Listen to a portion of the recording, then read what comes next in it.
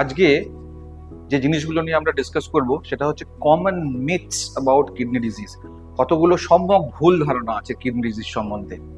1 নম্বর ভুল ধারণা হচ্ছে কিডনি ডিজিজের ভীষণ সিমটম হয়, হাত পা ফুলে যায়, ইউরিন বন্ধ হয়ে যায়, খাওয়া দাওয়া বন্ধ হয়ে যায়, না হলে কিডনি ডিজিজ নয়। এটা সম্পূর্ণ ভুল ধারণা।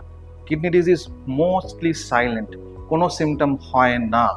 বেশিরভাগ ক্ষেত্রেই কিডনি ডিজিজ ধরা পড়ে স্ক্রিনিং টেস্টে। সেকেন্ড ভুল ধারণা হচ্ছে কিডনি ডিজিজ যদি ডিটেকশন হয় ইমিডিয়েটলি জল কমিয়ে দিতে হবে। এটা খুব ভুল এবং কিডনির জন্য ক্ষতিকর। কিডনির ভালো ফাংশন করতে জল চাই। শুধুমাত্র যে কিডনির রোগী ফুলে গেছেন, হাত পা ফুলে গেছে, তাদেরকে নেফ্রোলজিস্ট অন্য ডাক্তারবাবুরা জল কমিয়ে দিতে বলবেন, অন্য কারোর জন্য নয়। 3 নম্বর ভুল ধারণা, কিডনি ডিজিজ হওয়া মাত্রই সমস্ত প্রোটিন খাওয়া, ক্যালোরি বন্ধ করে দেওয়া। এটা একদম ভুল ধারণা। কিডনি ডিজিজ যখন প্রোগ্রেশন হয় তখন সবকিছুর সঙ্গে সঙ্গে যদি নিউট্রিশনটাও আমরা খারাপ করে ফেলি তাহলে আলটিমেটলি রোগটা আরো তাড়াতাড়ি বাড়বে, ইমিউনিটি কমে যাবে, ইনফেকশন হবে।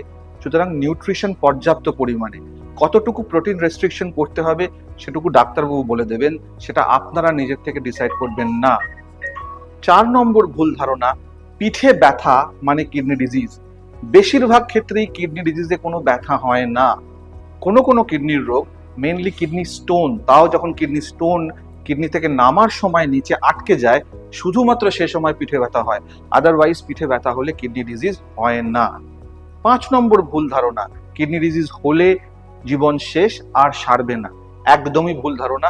বিভিন্ন রকমের কিডনি ডিজিজ হয়। ক্রিয়েটিনিন বাড়া, সব কিডনি ডিজিজেই ক্রিয়েটিনিন বাড়ে। সেটা অ্যাকিউট কিডনি ইনজুরি হতে পারে, অ্যাকিউট অন ক্রনিক হতে পারে, বা ক্রনিক কিডনি ডিজিজ হতে পারে। প্রত্যেকটার ভালো ভালো ট্রিটমেন্ট আছে এবং কখনোই এরকম কোনো ধারণা নেই যে কিডনি ডিজিজ হওয়া মানে জীবন শেষ। আরেকটা বড় ভুল ধারণা, যখন ডাক্তারবাবু ডায়ালিসিস শুরু করছেন তখন লাইফ শেষ, জীবন শেষ। একদম ভুল ধারণা। কিডনির স্টেজ 5-এ, ক্রনিক কিডনি ডিজিজের স্টেজ 5-এ, অথবা কখনো কখনো টেম্পোরারিলি অ্যাকিউট কিডনি ইনজুরিতে ডায়ালিসিস শুরু করতে হয়।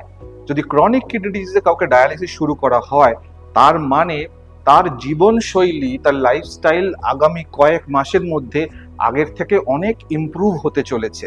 খাওয়া দাওয়া, তার স্বাস্থ্য, তার নিউট্রিশন, তার ইমিউনিটি সবকিছু বাড়তে চলেছে এবং তিনি আরো ক্রিয়েটিভ ওয়েতে, আরো প্রোডাক্টিভ ওয়েতে নিজের প্রফেশনে ফিরে যেতে পারেন। সুতরাং dialysis will help you, not dialysis will kill patients.